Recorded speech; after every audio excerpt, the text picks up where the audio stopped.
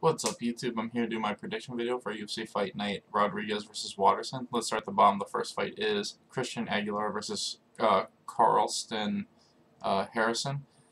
To me, Carlson looks like he's the better overall fighter in my opinion. I think Christian's a really heavy puncher with good wrestling, but I think Carlson's the better overall striker and grappler.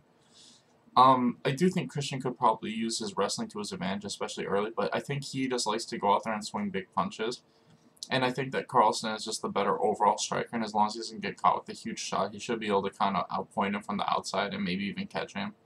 I'm not sure if he catches him, but I think he does enough to keep on the feet and just uses his overall better movement and better striking to win a unanimous decision. So I got Carlson winning. Next is Jun Young Park versus Tonfa.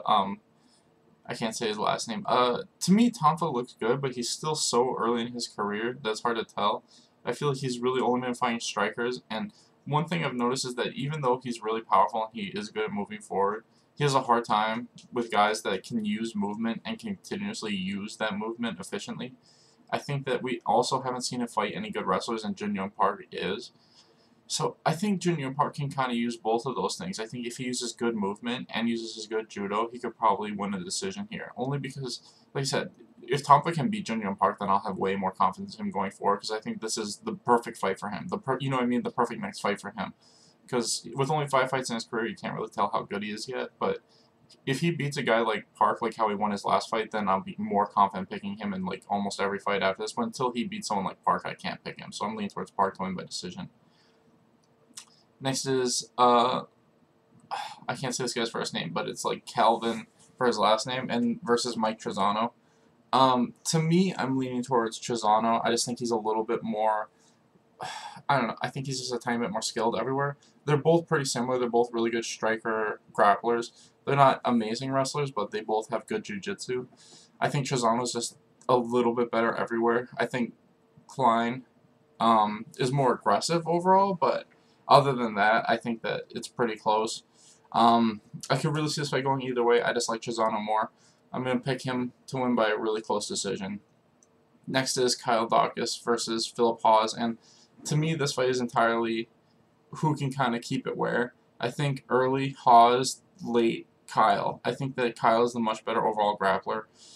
And I think that if he can kind of survive the big shots from Phil in the first round, then I think he wins this fight all day. I think the only way Phil wins this fight is winning by first round KO.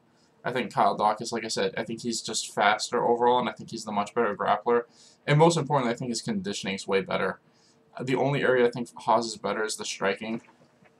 And because of that, I'm just leaning towards, sorry, I'm just icing my foot, it's a little sore, is Hawes. So because of that, I'm going to lean towards Kyle Daukaus. I think that he survives the early big punches, uses his grappling efficiently more and more throughout the fight, and eventually gets the finish in the third with like a rear naked choke.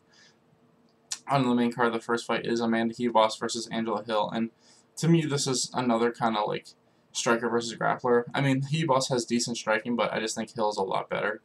I think that overall, as long as Hill can keep this on the feet, she can win this fight, and I think she will. I think we've seen that she's been getting a lot better at defending takedowns, and I think unless you're really good at hitting those, Hill can keep on the feet and just outpoint people.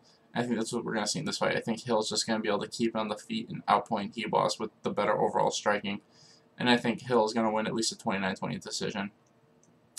Next is Carlos Diego Ferreira versus Gregor Gillespie, and Ferreira missed weight by a lot, which really sucks because I was going to pick him no matter what. I thought he was always going to be the better striker and better overall grappler. Gillespie's definitely the better wrestler, but I feel like if Ferreira's on the ground, he can beat anybody, and that's the thing. I think in this fight with Gillespie, I don't know where Gillespie really beats him. I mean, I know he can kind of grind him out, but Carlos Diego Ferreira has one of those like cardio styles where like if it's on the ground he can just go all day just like Gillespie, and I think it's more likely he catches him in a submission eventually than Gillespie just grinds him out. And I definitely think on the feet Ferreira's the much better striker overall in my opinion. I think he throws way more volume, he's much better at moving forward. I just always thought this fight favored Ferreira, but I just hate that he missed weight by so much because now it's just not going to look good. But I am picking Ferreira to win by finish. Like I said, I think he's the better striker and the better jiu-jitsu guy, and I think he's eventually going to catch him with one or the other, either a big shot on the feet or a submission on the ground. Next is Marcos de Lima versus Marcus Green, and To me, I think Delima's just the much better overall striker. I think Green has the better grappling overall, but I just don't think he has the wrestling to take Lima down. I think this fight's going to be a striking fight, and I think eventually Lima's just going to clock him with a huge shot and win by KO. And I think it's most likely going to happen in the first round. So I got Marcos de Lima winning by first round KO. Next is Neil Magny versus Jeff Neal. And to me, I wish this fight was honestly 5 rounds, because in a 3-round fight, I think this slightly favors Neal. I think that my biggest fear is Neal didn't look super good in his last fight. I know he was fighting Stephen Thompson, who's like one of the best strikers in the UFC, but he still didn't look super amazing. And I think that the biggest thing with me is I haven't seen him fight an amazing wrestler. I know that he fought Belal Muhammad, but Muhammad like barely used his wrestling. I think, Neil Magny is different. I think he uses his grappling way more often, and he likes to mix in the striking and the grappling against the fence. And this is the thing, I feel like we've seen Neil Magny fight guys like Jeff Neal a bunch of times and beat him. Neil Magny's biggest weakness has always just been fighting guys who are way better grapplers than him. I mean, I know he's been outstruck by a couple guys, but those guys were, like, in my opinion, the super elite, Santiago Ponzinibbio when he was on that, like, 8-fight win streak, and Lorenz Larkin. But other than that, like, almost every great striker he's fought, he's beat. Like, his other losses are all against guys who are just better grapplers than him.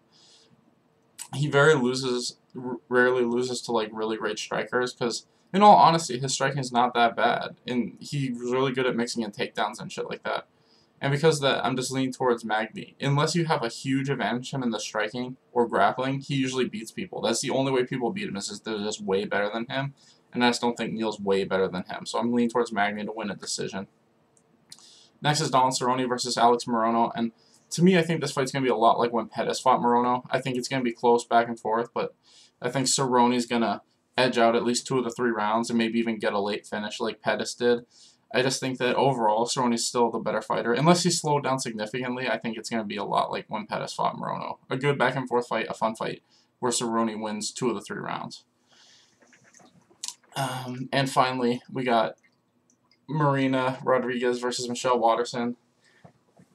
And in my opinion, this fight is pretty much a striker versus a striker grappler. I think Michelle Waterson, if she's smart, she'll just do what that chick that Marina Rodriguez fought last time did. The more she uses her grappling, the more likely she is to win.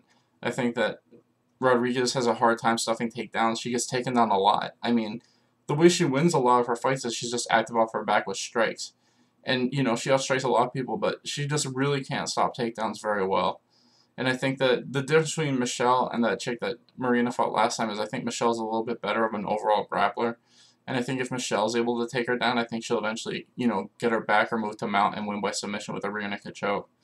Marina Rodriguez, a lot of people are saying she has amazing power, but it's like that was her first finish in the UFC. I think she just caught her with a big shot. I don't think she has she has good power. She just doesn't have like one punch knockout power. That was just a one-time thing. And because of that, I think Michelle, we've seen she can take a lot of big shots, and if she can get this to the ground, I think she's going to win all day. So I'm leaning towards Michelle Waterson to win by submission in the first 2 rounds. Anyway, thanks for watching, guys. Please like and subscribe.